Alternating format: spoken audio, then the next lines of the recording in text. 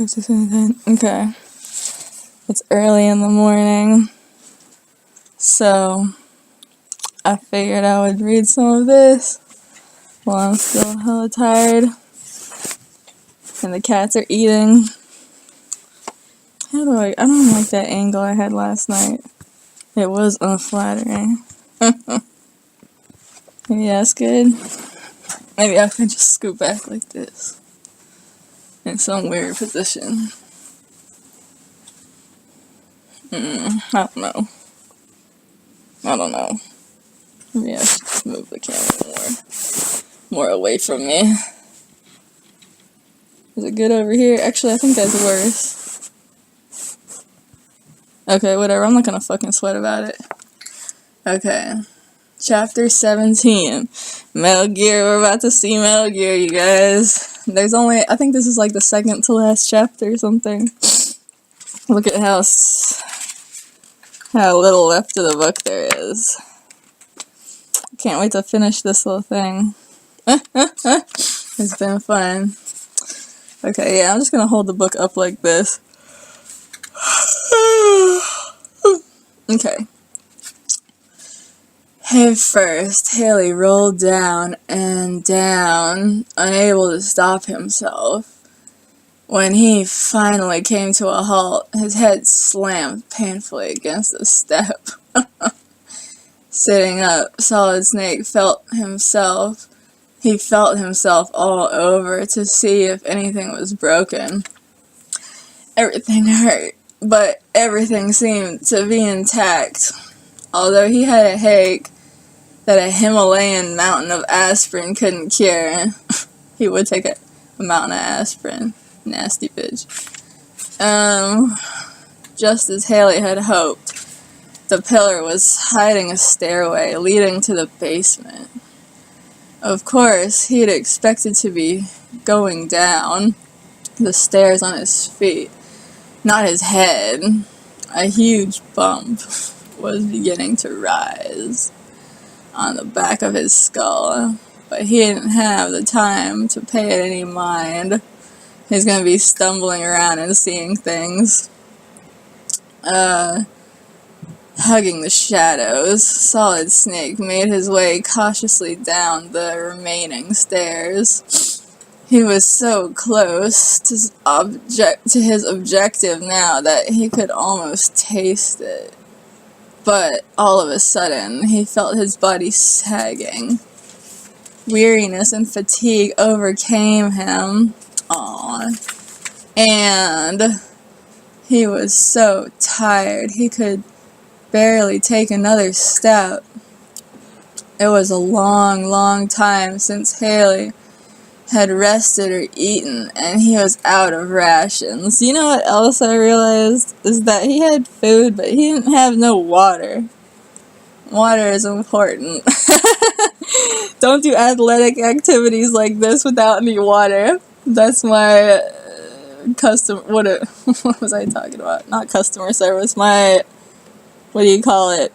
my community service message or whatever. Drink water. Okay, also, the weight of the heavy equipment he was carrying was sapping his strength, and his headache, perhaps from a slight concussion, was pounding away inside his skull, making it hard to think straight. Oh, poor thing. He tried to pull himself together, but it was very hard. I should have said that in a more sexy way, but whatever. Although the young Marine captain was well aware of the urgency for haste, he was afraid of making mistakes in judgment given his weakened condition. This was the most crucial part of the mission, and Justin Haley couldn't afford to make one false move. As Solid Snake entered the basement, he heard guards all around him. Haley knew that they were getting ready to unleash an attack on the free world, putting into operation the most powerful and deadly weapon ever devised by the mind of an evil man. If he used his weapons here, Solid Snake would reveal his presence before he even got to Metal Gear. You know, he should have threw away those 2 guns that didn't have no bullets left in them. And he's lucky none of them guns went off. Or whatever fucking weapons he had didn't go off when he fell down the stairs. He had to act as covertly as he could, disabling guards from behind rather than shooting them. His snake men training, not his powerful guns, mines, or grenades, was the only tactic he could rely on to get him to Metal Gear. One by one, using nothing but his bare hands, Captain Haley took on the terrorist guards. His expertise in Tai Chi, the special breathing, and natural movements of the animal world. Is that what Tai Chi is all about? That's cool. Made Solid Snake a graceful shadow, silently stalking the enemy stronghold. Like a jungle cat, Haley prowled, unseen, and pounced without warning. Ooh.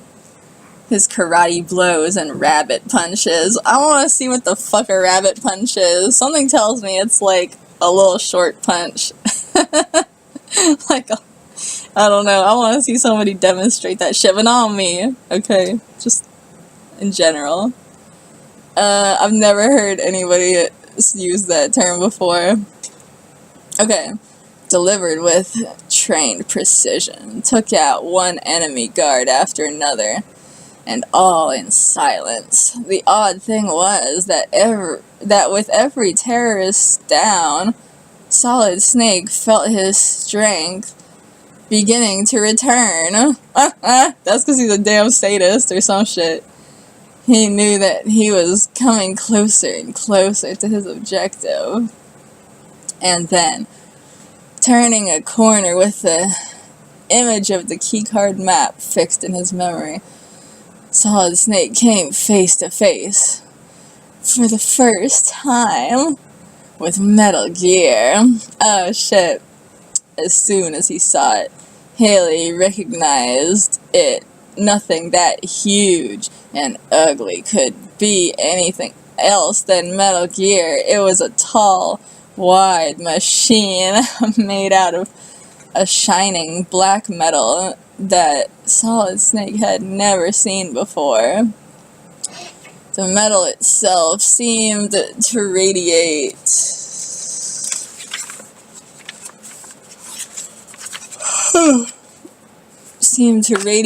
evil. Evil. Could this mysterious, unknown metal be the source of Metal Gear's deadly power? Metal Gear was truly awesome, menacing and strange. On its side was painted the deadly insignia that Haley had first seen in the jungle and later encountered everywhere in outer heaven. But displayed on the weapon, the evil markings took on a new and even darker meaning.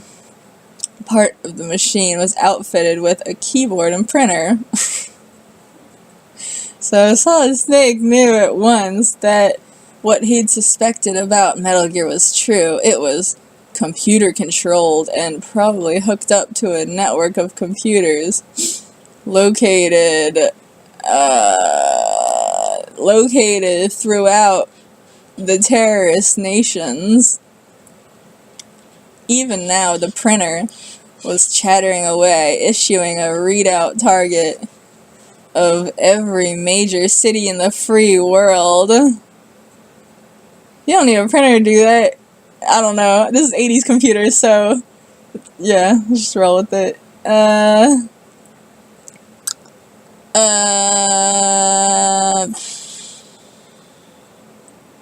Oh, a readout. Okay, I guess it's just printing pages and pages of lists of cities. Lord. Justin Haley could see two buttons on the control panel, one red and one white, and a digital timer.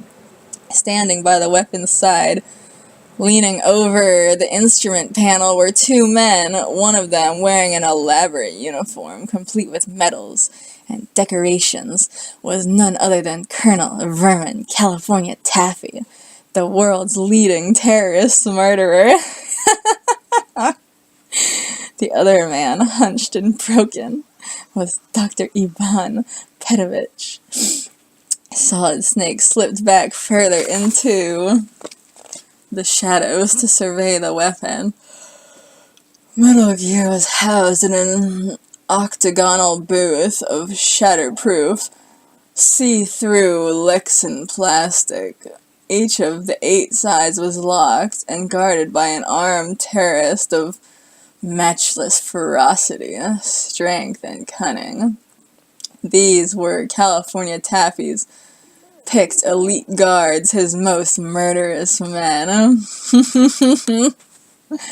From the shadows, Haley watched in horror as California Taffy selected his primary target.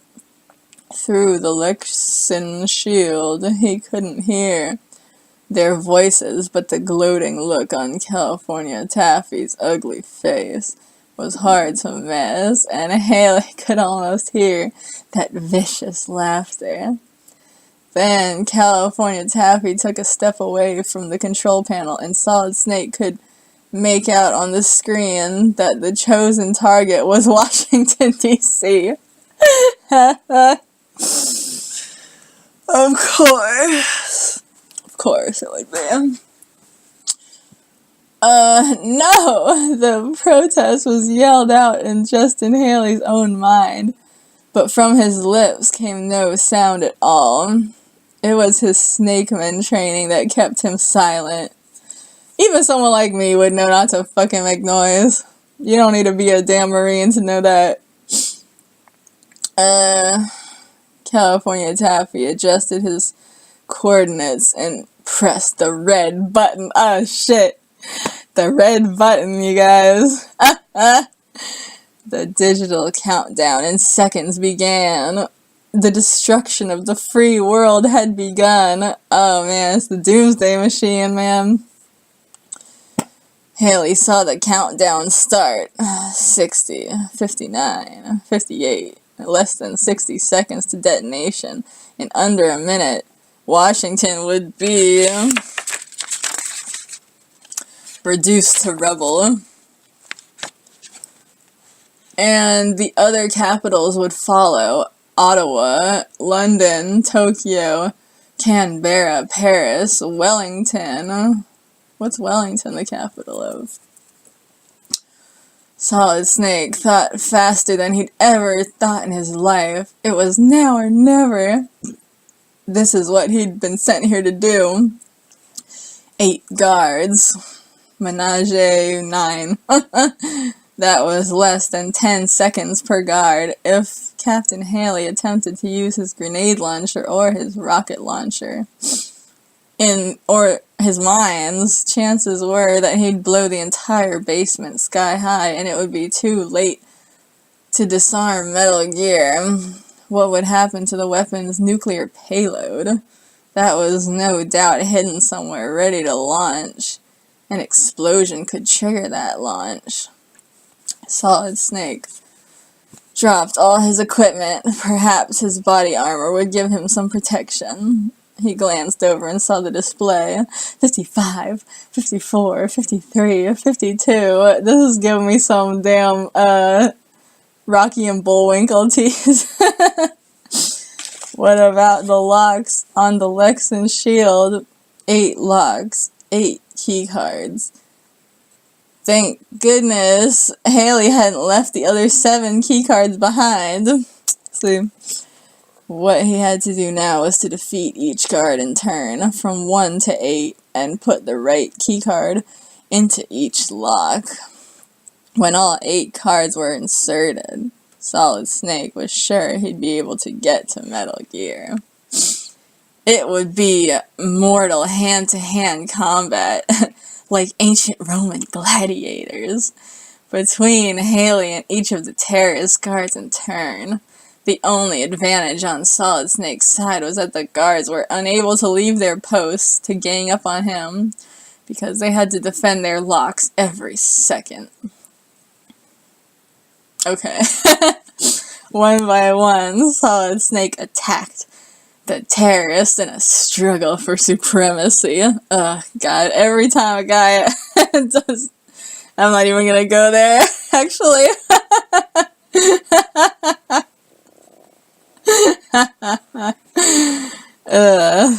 God.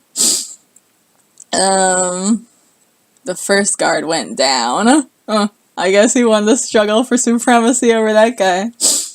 Then the second, more than once, it was only Haley's body armor that saved his life. I thought that sentence was gonna go somewhere else. From outside, the young Marine heard an incredible racket going on. The indistinct sounds of men's voices yelling, muffled explosions, rapid gunfire. No doubt the entire terrorist army had been deployed to burst in here at any moment and kill him.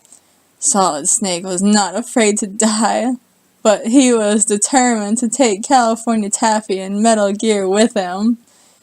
Each time he overcame a guard, Haley slammed one of the key cards into the slot. God, you don't gotta do it so aggressively. At one side of the 8-sided shield, one more lock would disengage. The pressure was building. Haley could see 40, 39, 38, only 38 seconds remaining. Don't worry, you got plenty of time, bitch. Using all his Snake Man skills, Solid Snake overthrew another guard, but even for the most courageous man in the Snake Man squad, 8 killers were too many to defeat in less than a minute. I wish it said to take on at once or something like that. 3 were down, but 5 were still alive, with only half a minute to go. Once 3 keycards were in their slots, fewer than half the locks were open. Perhaps it was the pressure he was under. Perhaps it was the pressure, combined with his head injury. But Solid Snake suddenly felt as though the battle was all over and he'd lost. Despair threatened to overcome him, and he felt his energy begin to ebb away. Haley felt trapped and powerless, as though a strong net had been thrown over his body, and that he was being dragged off to his death, helpless to do anything about it. It was Justin Haley's worst nightmare.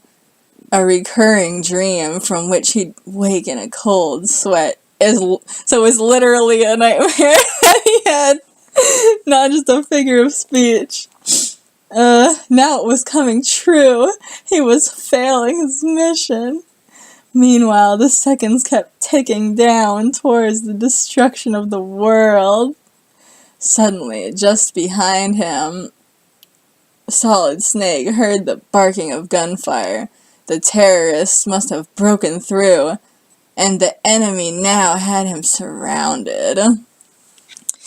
I predict that that's actually his friends, because in the beginning, they said that when his boss was sending him in or whatever, he said that behind his back that he was just supposed to be a distraction or some shit, and then when he got far enough, the whole rest of the fucking army was gonna come in. So, I assume this is the U.S. Army coming in, or maybe some combined armies. Anyway, I think this next one is the last chapter.